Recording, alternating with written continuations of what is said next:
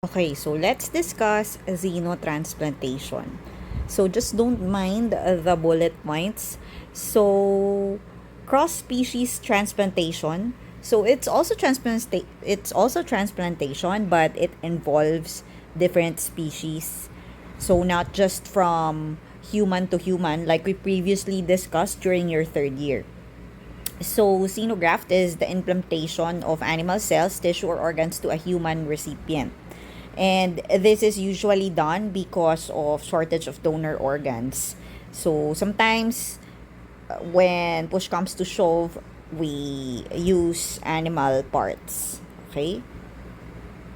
So, there are two types of xenotransplantation. It's the consonant type and the disconsonant type.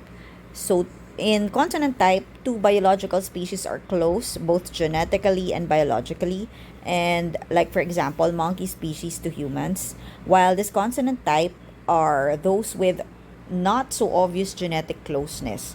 Like I think if I remember it correctly from my biology days, I think the genetic makeup of of monkeys are like 98% similar to human genes. So yeah, they're very similar. No, we are very similar with monkey species. While this consonant type is between animals or beings. No, no, no, not beings. Between animals that or organisms that do not have an obvious genetic closeness, like for example, pigs to humans. So there have been studies trying pig organs being transplanted to human beings. So the history of this is like in 1628 animal blood is the first time the animal blood flowed in human veins, and then eventually catgut suture was made from the intestines of sheep, and then 1963 was when they tried to transplant the kidney of a chimpanzee to 13 patients, and these are not necessarily successful, like in a sense that the person lived for a long time. So it's through these breakthroughs that they were able to realize that most of the time it's not really compatible. So 1984, baboon heart was transplanted into a baby, while years after they tried to transplant the baboon's liver to a human being. Now there are different views on that. Number one is the consequentialist view.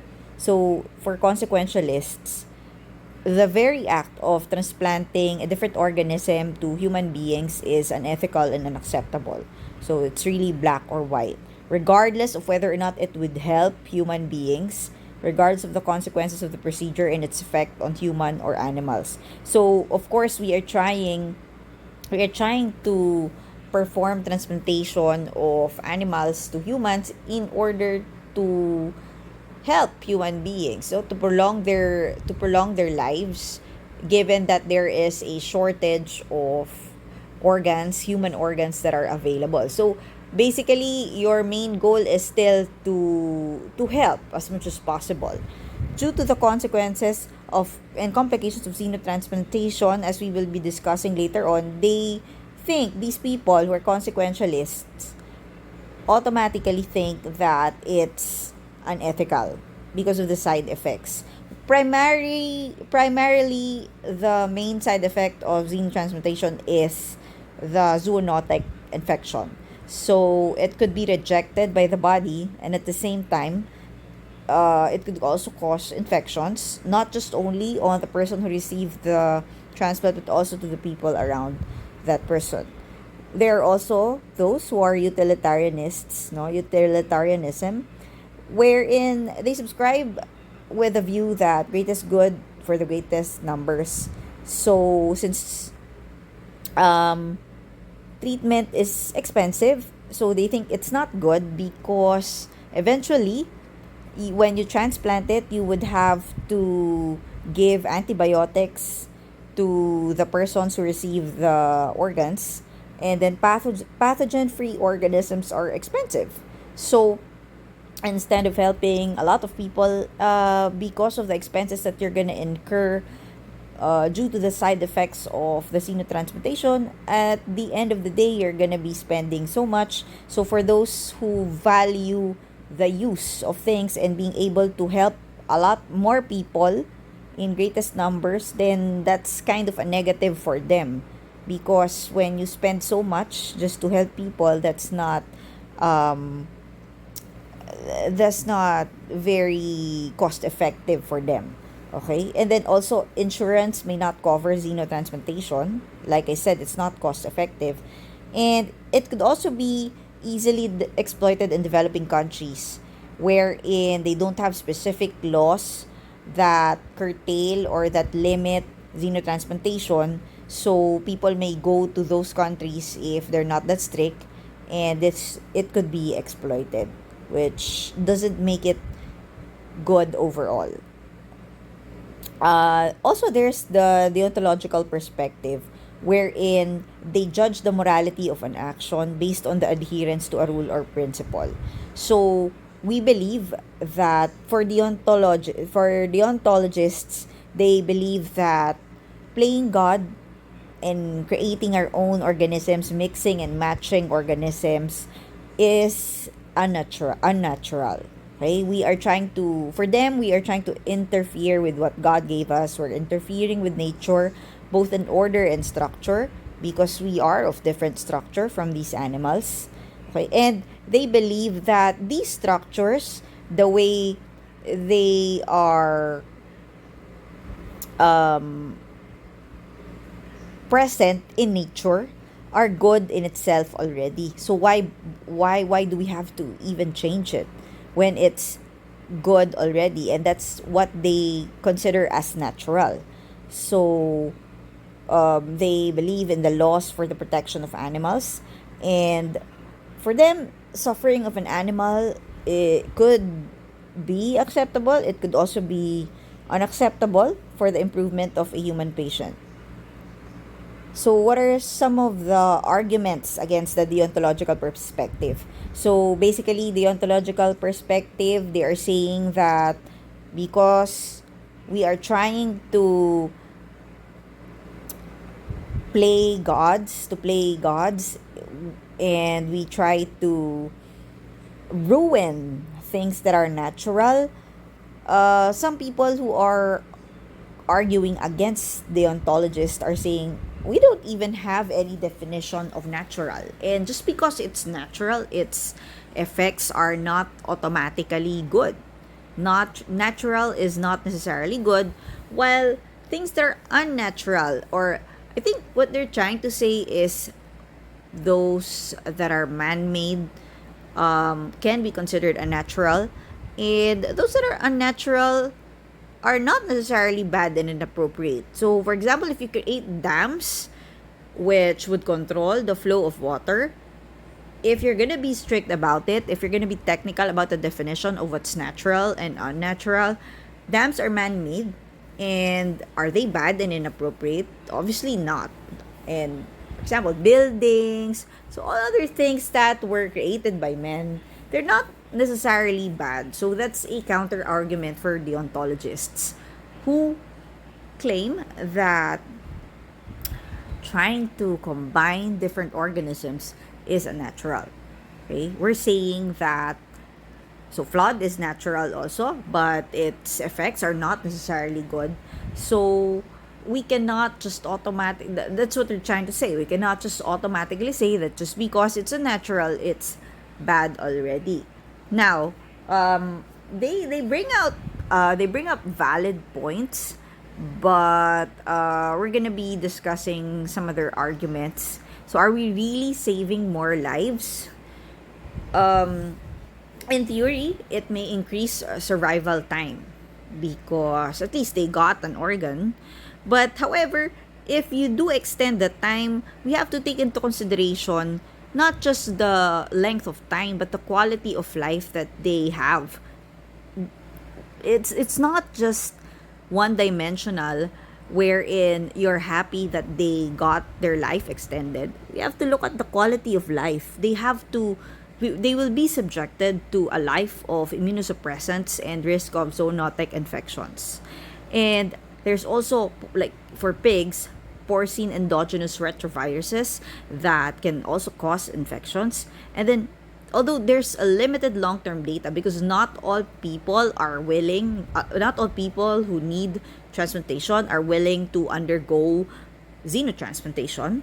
So we have limited long-term data regarding the outcome, which makes ethical analysis of xenotransplantation very difficult.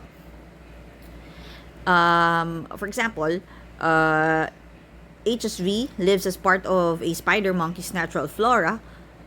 Okay, so there are some organisms that are not really harmful for animals, but when you transfer that to human beings, then that would be considered as an infection that would really have a negative effect on the health of that person.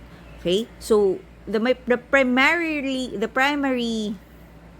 like I mentioned a while ago, the primary concern that we have with xenotransplantation is the adverse effects that they have. While they try to prolong lives of people, they also increase very much. They increase the risk of zoonotic infections. And there's also informed consent issues. It would also necessitate vigilant post-op monitoring because of that infection. And then we also have to restrict their activities and their socializing, because they can other people can get the disease from them. So are they actually, when people agree to undergoing xenotransplantation, are they actually aware that this could entail curtailment of their liberty, that their freedom could be restricted because they would be, of course, they underwent transplants, so it's possible that their immune system is weak, and at the same time they can have zoonotic infections in them that could get transferred to to other people, that some people might also get from them.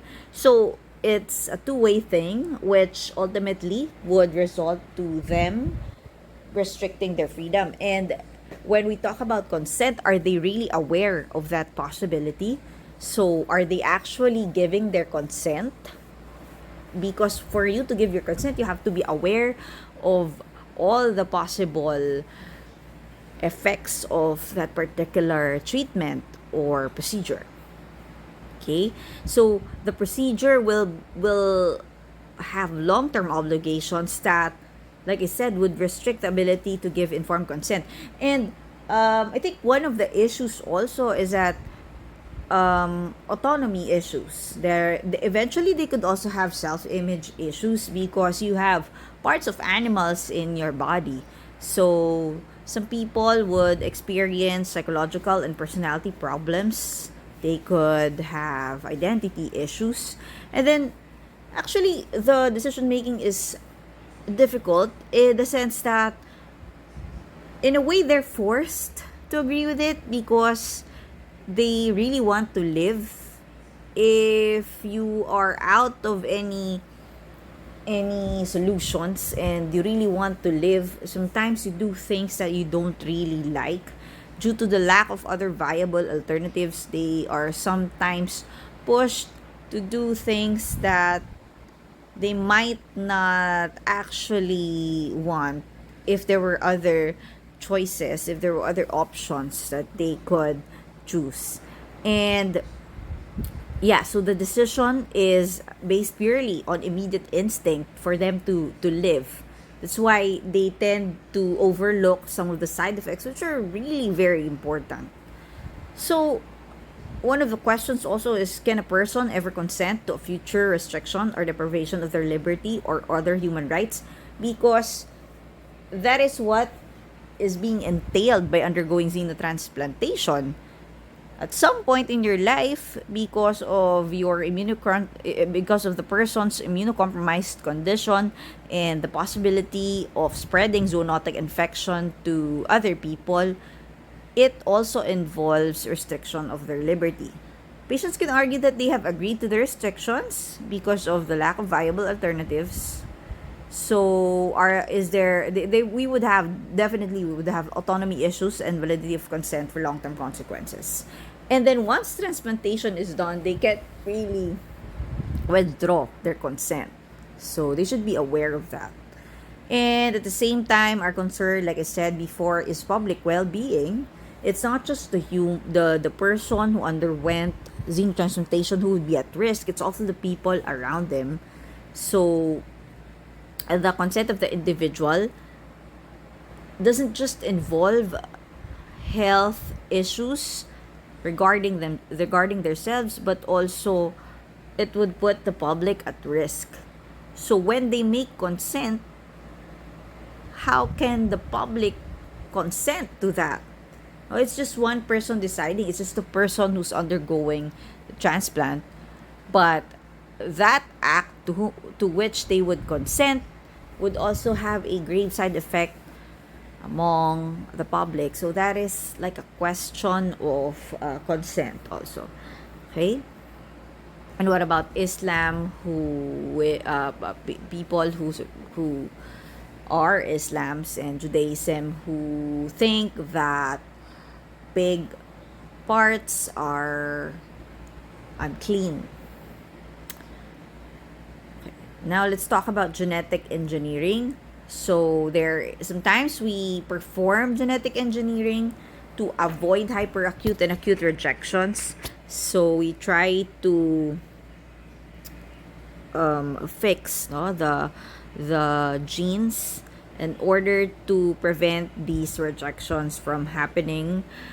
Like for E. coli, it's the first bacterium to be genetically changed. And these organisms that we create from engineering these genes are called transgenic animals. What about animal rights? Some people argue that it destroys animal welfare, and then altering genetic structures of animals will prevent them from living their instincts. So they were made that way by God, and that is their instinct. So we should respect their telos. Some people are saying that we are, by doing genetic engineering, we're trying to disrupt the harmony between the animal and its environment. And disrupting that harmony is considered as doing harm to the animals. Some people also believe that animals are sentient, and others would say that if benefit to and safety is proven, they would say that in certain circumstances, compromising animal welfare to save human life is justifiable. What about genetically modified organisms or GMO? So sometimes we create new life forms. For genetic engineering, we're just trying to create organisms to avoid hyper rejection. But this time, with genetically modifying organisms, we're actually trying to make new organisms. For example, Mighty Mouse. So they made a mouse that is really muscular. And sometimes we create life forms for vaccines, drugs. So for vaccines, we make the a version of a variant of the virus or the pathogen that won't cause any infection. So in essence, some say that that is an entirely new organism. So for vaccines, drugs, sometimes they want to use it to cure cancer. They try to cure cancer and to address some diseases like cystic fibrosis, muscular dystrophy. Although we do not have much success with those, but they try to continue experimenting on different organisms. So is it morally permissible to genetically modify living organisms? Okay. So some are used as disease models for medical research, and I think there's nothing really wrong with that. Um, Sometimes we also use them for pharmaceuticals, for creating drugs, and like I said, cancer research. So they try to modify some of the organisms that they use in the experiment. But others argue that animal interests should always be taken into consideration because they believe that animals are sentient. So, what are the ethical issues? So, a lot of the ethicists, what they try to do when it comes to assessing whether a particular act is ethical when it comes to animals and making new life forms, some are saying that we have to assess it solely in terms of the consequences, particularly in terms of human and animal welfare. I think the primary way of checking it is whether or not the benefit to human beings justify the justify subjecting the animals to pain, okay, or some would say experimentation or torture. So there are categorical objections to be raised against technology or parts of it. But genetic engineering, they say, some argue that it's not enough that you just assess it based on their ability to promote welfare, but you should also assess it whether or not they are wrong or right in themselves. So the actual act, not thinking about the consequences. No, I mean, you will still have to think about the consequences, but you also have to take consideration, is it really wrong in itself? Like, like for example, there are instances wherein some people would say that the killing was justified because the consequence was good. Okay? But when we assess genetic engineering, it's not enough that you just assess the consequence. We should assess whether or not that particular act itself is good. So some would argue from a Christian standpoint that even if the effect of killing is good, killing itself is wrong. So apply that kind of reasoning when it comes to genetic engineering. So we also have to assess whether or not genetic engineering itself is wrong. Others who subscribe to welfarism say that the moral value of an act should be based exclusively on how good an outcome it brings about. So welfarism is, as the name implies, it focuses more on whether or not it brings good, it brings welfare to the people around it. So the greater good, the more ethical it is. So the goodness of an outcome is function only of its welfare, only of the welfare it contains. But this is just one view. I'm not saying that this is the one that we follow. For them, in order for an act to be right, it must bring an outcome with at least as large as total welfare as that of any alternative act. And obviously, what you can see is that they're focusing on the consequences in terms of welfare. What are the counter arguments for welfarism? So with welfarism, you focus more on the consequences. So you're not saying that genetic organism is wrong. As long as there are a lot of people that you're able to help with it, then it's good. But some people argue against welfarism that the act itself is kind of wrong because we are like playing gods and we are not respecting the dignity and worth of a living organism because we try to tamper with their natural instinct, their natural form. For the deontological view, these are people who, like I said, this was my example. You judge the act itself. There are certain things that we must not do. So these are different views. So we don't really subscribe to one particular view. We are discussing all the views regarding it. So for the ontological view, there are really acts that are inherently wrong. Like for example, killing someone. And for them, it's similar to violating the genetic makeup of an animal, even if in the end we will produce a lot of benefit to human beings. For them, the act alone of tampering with what nature gave us is morally wrong. In the same vein that killing is always wrong from a Christian standpoint, if even if there would be good consequences for killing that person, eventually there would be good consequences. It doesn't matter. Killing itself is wrong. And same as for genetically modifying organisms. What about microorganisms and plants? Some people would argue that these are probably not sentient.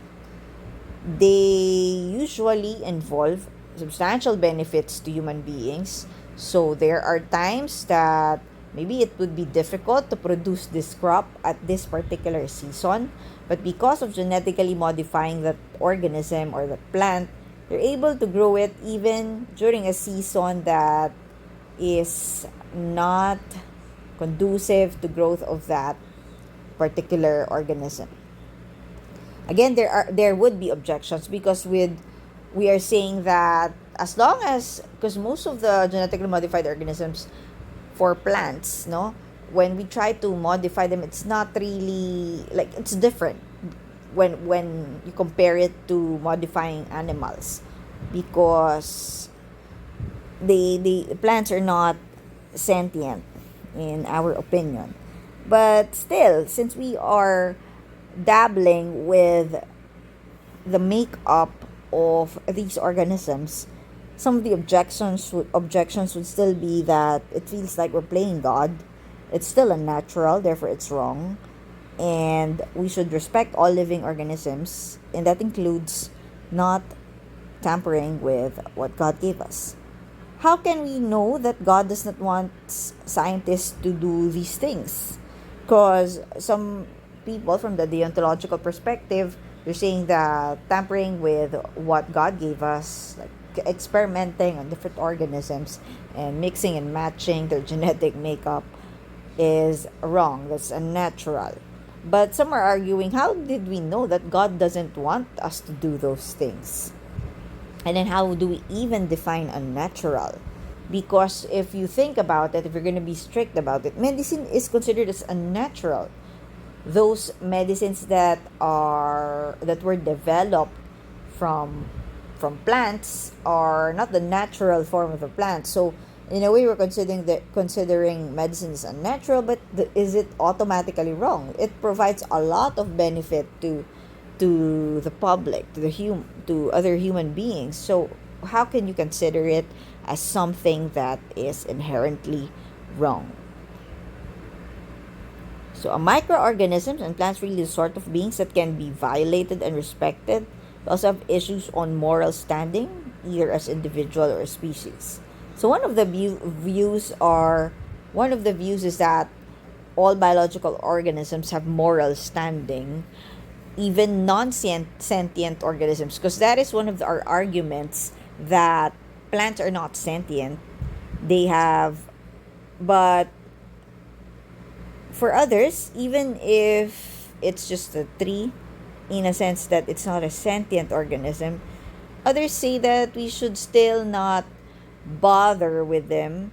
We should not bother trying to mix and match them with other organisms, because they have a good of their own and a will to live. While trees do not have a perspective on the world, they cannot engage in any intentional behavior. So it's really hard to judge whether or not they can actually feel something. Another view is that it's okay to dabble with genetic organism because it's only sentient beings like animals and humans who have moral standing.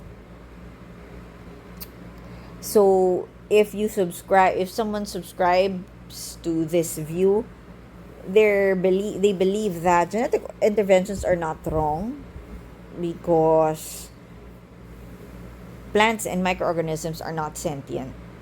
Okay, so this is one of their views.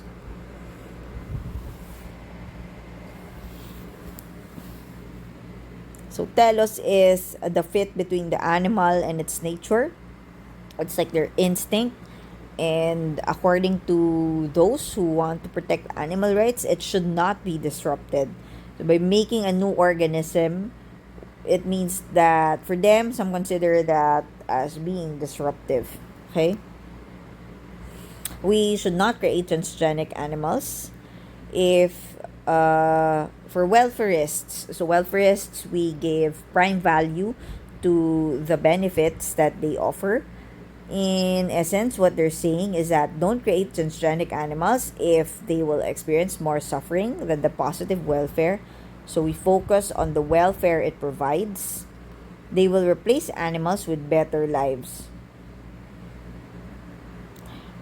Like make a better version of this animal. We don't like that, okay? And we would want to replace the current species of dogs that we have.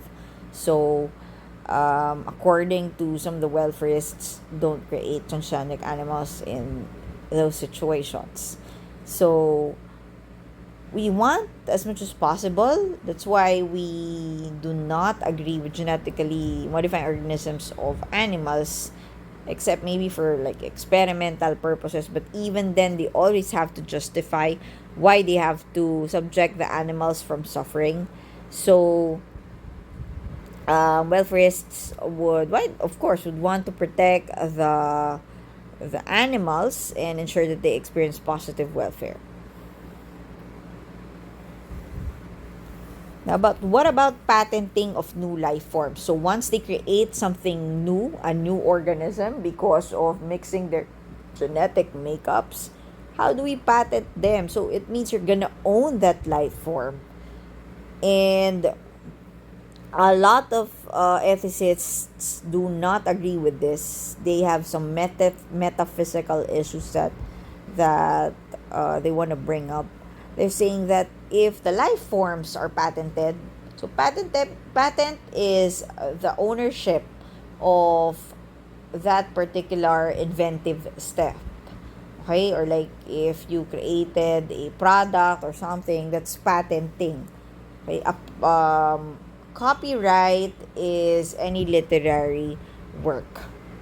Okay, trademark is a brand. Patent is like the copyright of things that were invented, or organisms that were made. Okay, so some allow patenting of life forms, but for most ethicists, patents on life form are incompatible with reverence for life.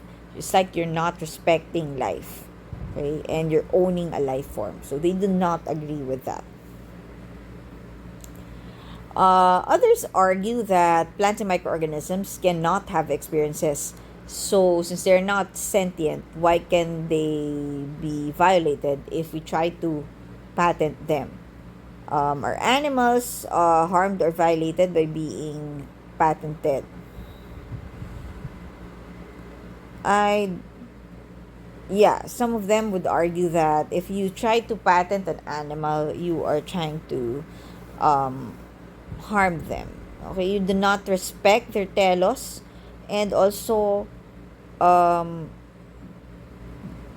it could increase the prices of drugs, because only, let's say, this particular organism is was patented, so only this particular company can can make use of that organism, and let's say the patent belongs to them, and um, they don't want to share it with someone else. So it's kind of difficult, that situation, because they could have helped a lot of people. Okay.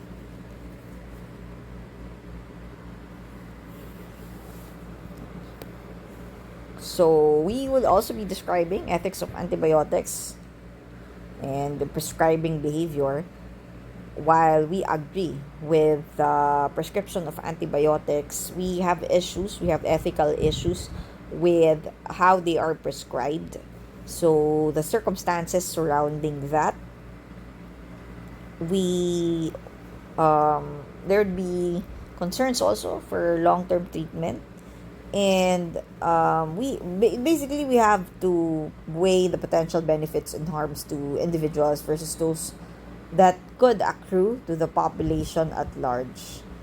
We would like to control antibiotic resistance because we people tend to overuse antibiotics. So we have to control that. I'm sure you've studied that in some of your classes. Like the more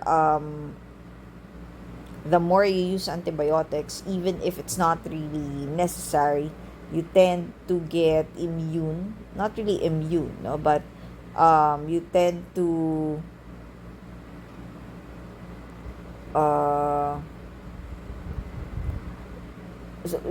basically you just have to weigh the potential harms and benefits to individuals, okay, and control the antibiotic resistance, okay,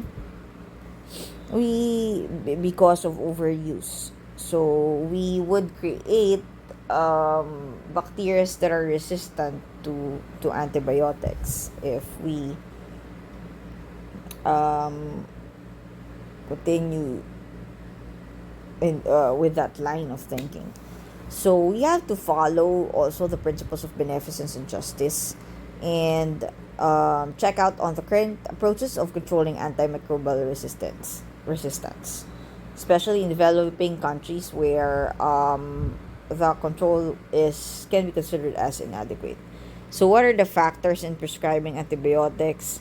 Some would also number one is socioeconomic class. So for those that um, are not that uh, well off, no, sometimes they would want to get prescriptions of antibiotics even if it's not necessary for that time, okay. And some of the factors that could also affect it is the demand for the antibiotics, and then there's a conflict of interest from physicians, social relationship with with the patient, okay.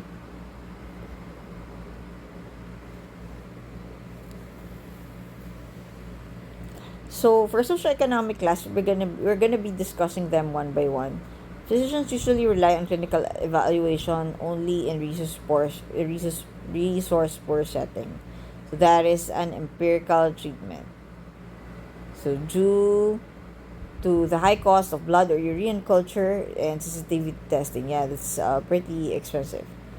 So physicians are more likely to prescribe antibiotics to poor patients, no, due to concerns about complications.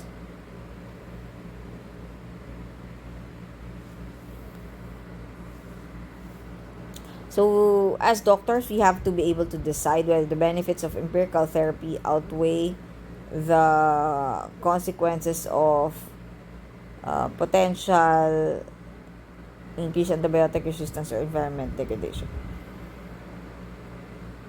Okay, sorry. There are different reasons why patients demand antibiotics, and it's not necessarily because they're sick. Sometimes some of them are addicted. Not all antibiotics are addicting, but um, so sometimes, no, they are addicted to the idea that if they take medicine, they're gonna get better, even if it's not necessary. So they make direct demands of antibiotics. Doc, pengi naman ako antibiotic, no? That's that's a common scenario wherein the patients are the ones who are dictating their doctors what they should do.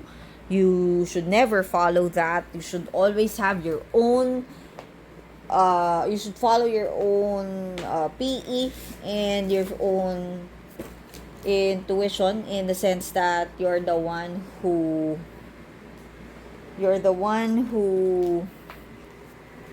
is the expert. So do not just follow the patient if they want you to give them antibiotics just because they are just because they want to take antibiotics because they have the feeling that it would actually help them, even if it's not really necessary. There could also be intense competition between private practitioners because some of them would want to prescribe antibiotics. They are given benefits by the pharmaceutical company, and it could take time to explain. It's really difficult to explain to the patient that they don't really need antibiotics. Patients have this thinking that if they take a medication, even if it's not necessary, it's like placebo effect that they are gonna get well.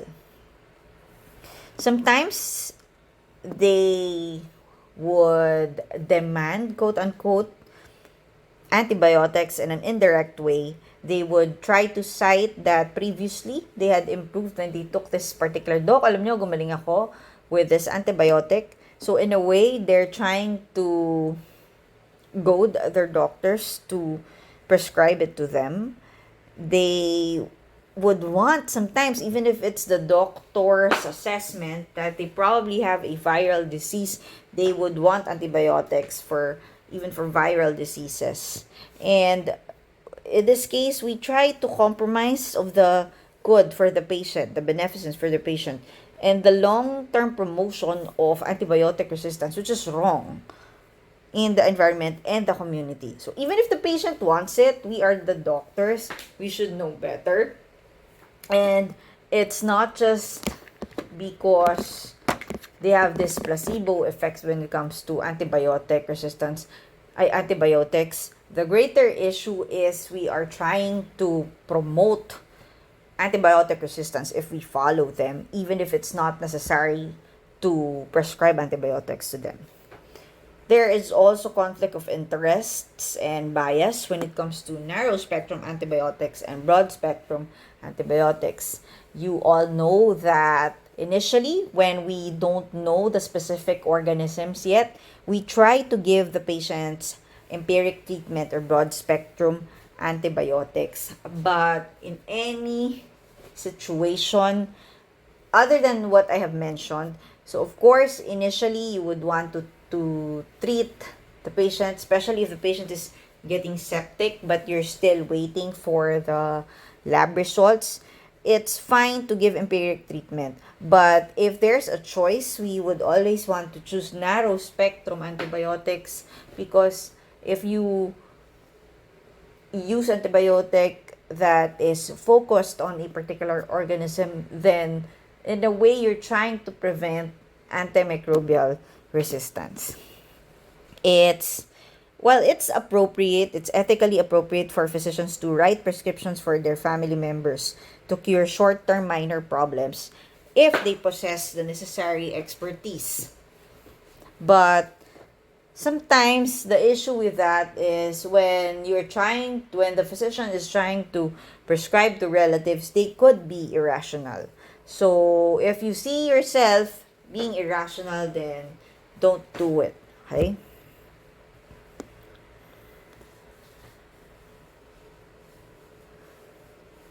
Some physicians, they actually prefer to prescribe quote-unquote better antibiotics.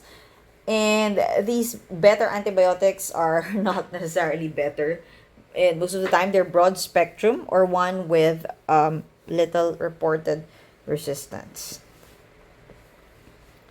Narrow spectrum antibiotics, I think some doctors don't like it because it is very risky. Sometimes because the coverage is too narrow, there's a chance for it to fail, and there's also the chance that people might think that there isn't any benefit in using it. They would rather have like the broad spectrum ones. So since they're not, some might say that it's not that effective. Physicians are concerned with the risk of prolonged sickness, especially if the patient is someone to whom they are emotionally attached, like family members or relatives. Physicians who adhere to rational prescription of antibiotics may fail to do so with patients to whom they share an intimate relationship. Again, we encounter issues when we prescribe medications if the people involved are our family members. They could be rational, the doctors could be rational most of the time, but the moment that it becomes our family whom we treat, then it's gonna pose a problem because sometimes we don't think rationally in those instances. Differential treatment, wherein You treat your family members differently. You follow whatever they want because you're emotionally attached to them, even if it's not logical already. That's definitely unethical. Okay? It follows a distinct class bias, which we do not want. If you treat patients who are not your relatives rationally, that's how you should treat the patients around you, even if they're your relatives, especially in this case involving antimicrobial resistance. And we are going to be instrumental in preventing it. It might not be that big of a contribution, but if you put all of the people who try to do that, then it could make a significant impact in lowering antimicrobial resistance. Also, affluent patients. Sometimes we treat them differently because these people have money, so they would try to exert bargaining power upon the physicians versus the poor patients. And this overall, treating patients differently because they are our relatives, and treating rich patients differently versus like the ordinary patients, it's unethical because it violates the principle of justice, which requires, as much as possible, fair distribution of scarce resources. It also gives financial pressure on physicians because sometimes they could get kickbacks from prescribing antibiotics, especially if it's branded, and incentive for physicians to keep their patients happy. Because, like I said, there are patients who would think that they get better if they take something, even if it's not really necessary. So we're trying to weigh financial survival because as doctors, we also need to get paid because yeah, we have to pay some bills. But at the same time, sometimes it also puts our professional integrity at risk, especially as an evidence-based physician. So sometimes the doctor would prescribe medications that are not really necessary and do not have any evidence backing up their effectiveness, but because of some financial considerations, some doctors would prescribe it. Also, there are environmental effects that we should be concerned of when it comes to antibiotic use. There is detrimental effect to aquatic environment, especially when we keep on using empirical antibiotic treatment even if it's not necessary. We as physicians do not only have duty of beneficence to the patient, to the public, but at the same time we also have a duty of beneficence to environmental health. And these antibiotics, they do not really disintegrate, so they get retained in the environment for a long time. For example, ciprofloxacin, which is an IV antibiotic, they have found that this can persist in wastewater collection system. And yeah, so they were able to discover that. Other examples are they found some carbapenem resistant enterobacteriaceae in surface waters and tap water. So it's also, as you can see, it's really causing antimicrobial resistance. Sulfonamides also do not get disintegrated, amoxicillin, oxytetracycline. So if we try to make a test of the water, we can find these medications in them also. And yeah, so it affects the world. Okay, it's a global impact. It traverses water. And excess amounts of antibiotics are considered non-hazardous. So, like if you have excess antibiotics in at home and then it's expiring already, so we throw them, and it's allowed by law for us to do that because they're considered non-hazardous. So small amounts of those, even the excess antibiotics, that we weren't able to finish, we can dispose that. It's not illegal. But the problem is they are usually discarded down a common drain and they get mixed up with our waters. And sometimes when we urinate, the drug, 92% of a particular drug can be excreted unchanged in the urine. So you can also find them in the sewers, and then the sewers would meet up somewhere, and like the bodies of water would eventually contain the antibiotic because they do not get disintegrated. That's why you find them in other organisms also, in some of the fishes and some of the other sea creatures. The autonomy of patient can be superseded in special circumstances for public health or when required by law. So what we have to do when it comes to the environment is we should be able to balance the needs of the patient with a moral imperative to minimize the impact of antibiotics on the environment and community members, including future generations. While we want to help the patient, we have to be aware of the side effects of these antibiotics, like I keep on repeating. So if it's not really necessary, you really have to explain that to the patient, because every time you prescribe antibiotic that is not needed, and there's a chance of increasing antimicrobial resistance and also spreading these antibiotics that do not really disintegrate in the waters or in the environment. Human survival depends on adequate resource allocation, and ethics should prioritize also our ecological support system. So what are the current measures that we try to do to control antimicrobial resistance? So some hospitals, they do prescription audits. They try to check if they discuss the prescription of these antibiotics, whether or not it was actually necessary. Treaty systems, decision support system, sensitization and training of physicians, public policies for controlling AMR in developing countries, focusing on promotion of rational drug prescription. And in most clinical dilemmas, the best course usually lies in optimizing communication and interpersonal negotiation. So we have to make patients understand the importance of viral illness. I mean, the reason behind not giving antibiotics when it comes to viral illness. I think some people, because of what happened with COVID, they're now a bit aware of what that means. That not all diseases can be treated by antibiotics, like COVID, for example.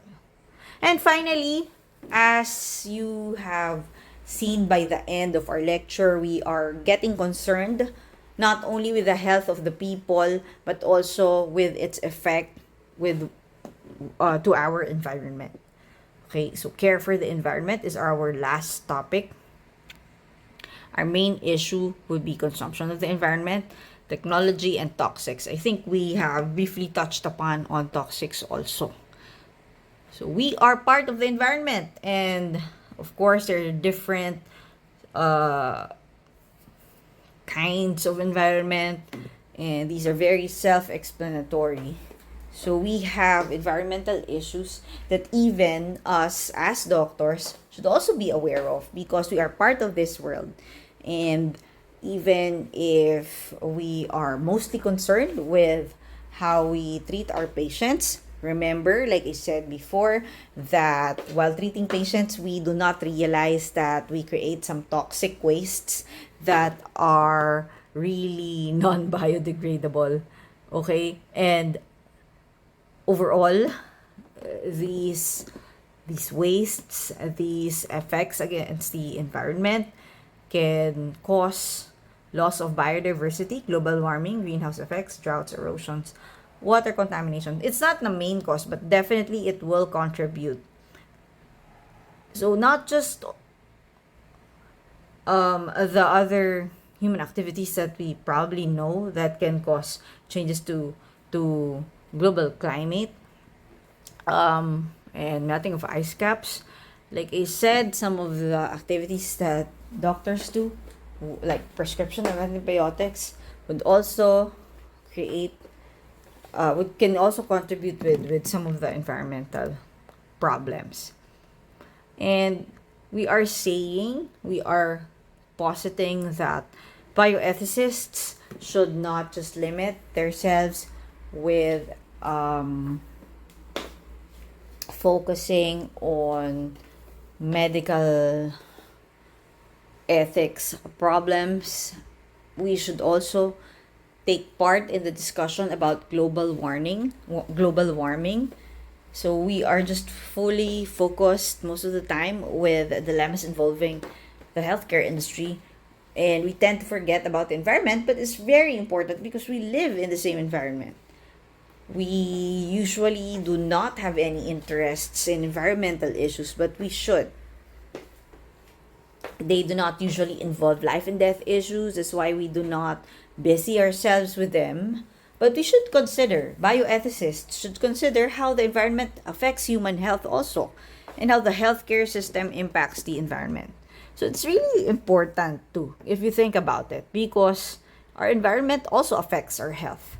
And since we focus more on life and health of people, it also involves our health. So really have to address it at some point.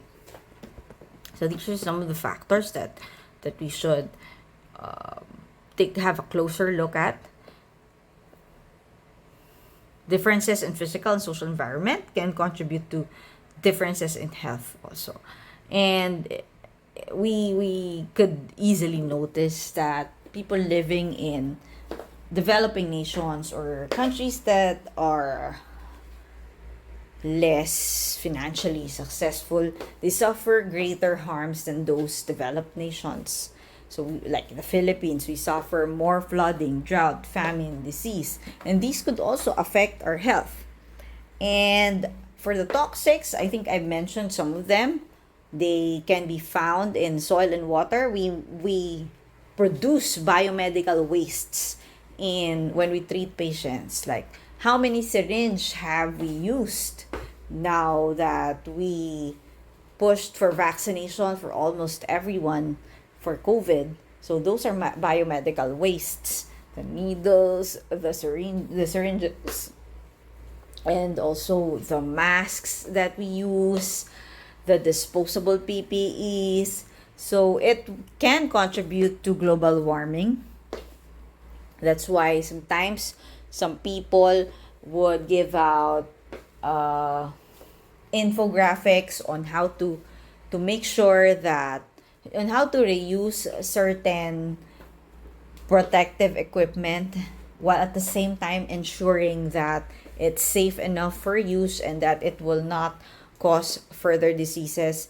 Some of them make infographics, which I think is one way of us trying to be more aware of what our society needs when it comes to taking care of the environment, even if primarily we are concerned with the life and health of people. So as bioethicists, we, like I said, like what I have been repeatedly saying, should be contributing in these kinds of issues as well, like contributing in a good way. We're trying to address those issues in a good way. And I think I mentioned this already. Pharmaceutical products, antibiotics, ibuprofen, digoxin, fluoroquinolones can be found in our waters, and some of them are found in the soil also because they do not disintegrate. So you have to think of a way on how to dispose these properly. And also for the electricity use, hospitals use electricity, clinics use electricity, med schools use electricity, and the burning of fuels would also contribute to greenhouse gases. While we cannot entirely prevent that, at the very least we try to minimize that. So what can we do? We have to raise awareness among the healthcare industry. We try to help in energy efficiency, so we try to learn about these things so we could help raise awareness.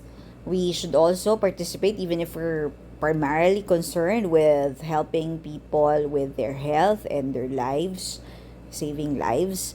We should still make time and participate in debates involving climate change issues, like disaster preparedness, we have discussed that, pollution cap, international law, and ethics.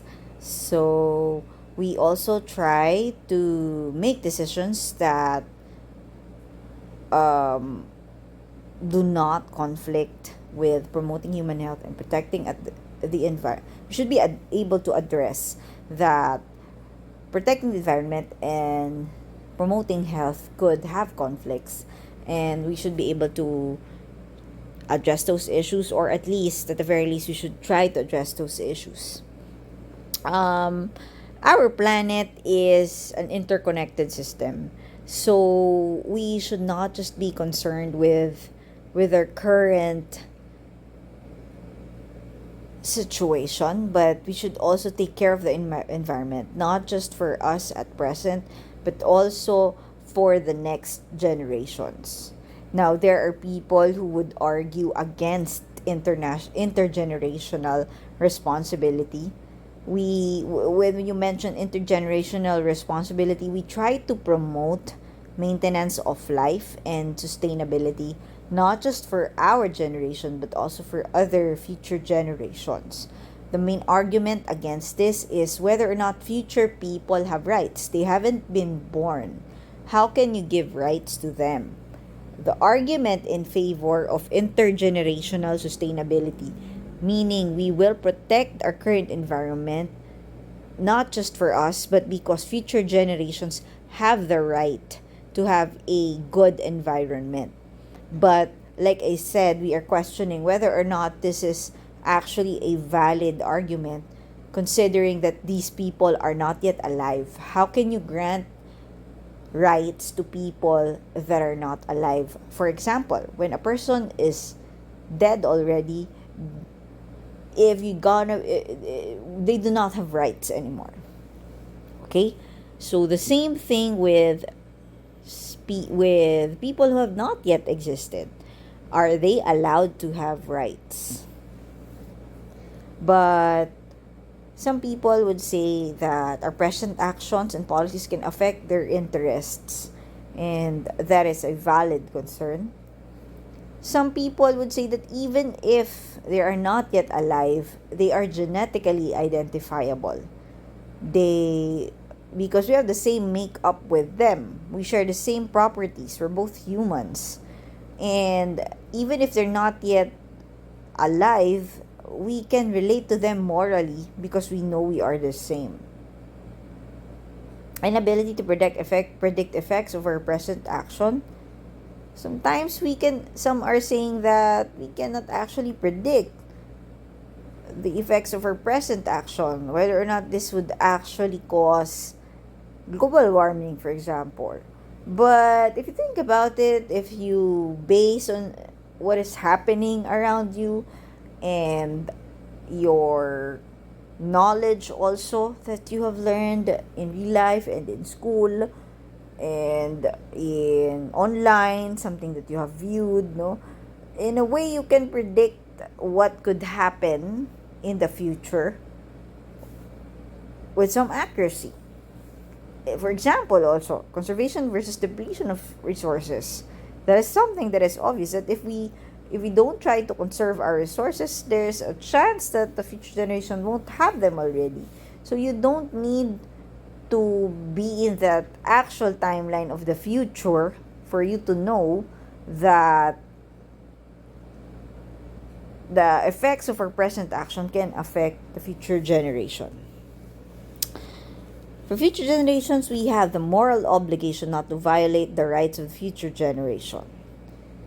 We are under an obligation to willfully destroy the goods, to not to willfully destroy the goods inherited from our predecessors and the conditions that are constitutive of the person's pursuit of future-oriented projects. So that is the end of our lecture.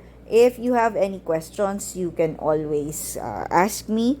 I will be giving a copy of the PowerPoint. I would just have to adjust some things, and we will be having an exam plus your paper.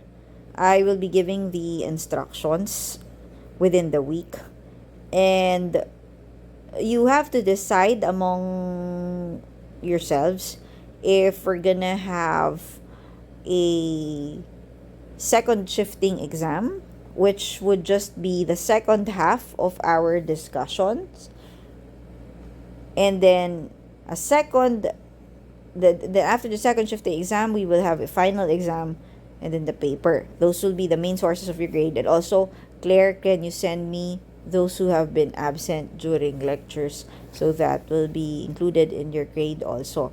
But you have the option, I think we did that last year, wherein the class voted that I will just give you a single exam that would contain all the topics that we discussed plus the paper. So you would only have the attendance, the paper, and the long test to make up for your exam. The attendance will probably comprise like 2 to 5% of your grades, and then the rest would be for we divide it into three if you prefer to have three exams, and then we're gonna divide it into two if you just want two exams. So thank you and good luck to all your exams. I hope to see you in fourth year, and if not, then when you are practicing already, or whenever I see you around, no, wherever that is. So God bless, take care, and keep safe. Bye bye.